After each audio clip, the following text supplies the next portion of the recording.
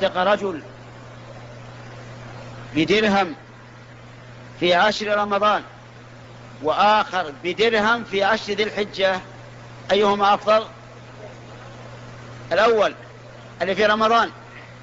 طيب الثاني اللي في 10 ذي الحجة.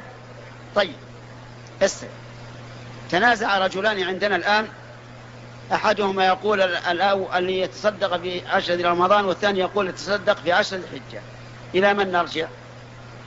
إن تنازعتم في شيء فردوه إلى من؟ إلى الله والرسول. رددناه إلى الرسول وجدناه يقول: ما من أيام العمل الصالح فيهن أحب إلى الله من هذه الأيام العشر. إذن أيهما المصيب؟ من قال الذي تصدق في 10 ذي الحجة أفضل. أسمعت يا أخي؟ بارك الله فيك. طيب رجل صلى ركعتين في 10 رمضان وآخر صلى ركعتين في 10 ذي الحجة، أيهما أفضل؟ الثاني ولا الأول؟ الثاني. والله هذا غريب على العوام، غريب على العوام. كيف تجعل العمل الصالح في 10 ذي الحجة أفضل من العمل الصالح في 10 رمضان؟ هذا غريب على العوام، لكنه ليس غريبا على أهل العلم.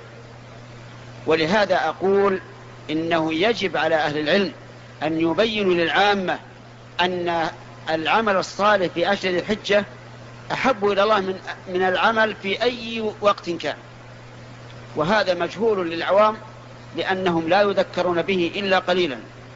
طيب رجل قال سبحان الله والحمد لله ولا إله إلا الله والله أكبر في 10 ذي الحجة، وآخر قالها في 10 رمضان، أيهما أفضل؟ أيهما أفضل؟ الأول. أي نعم الأول. وعلى هذا فقس.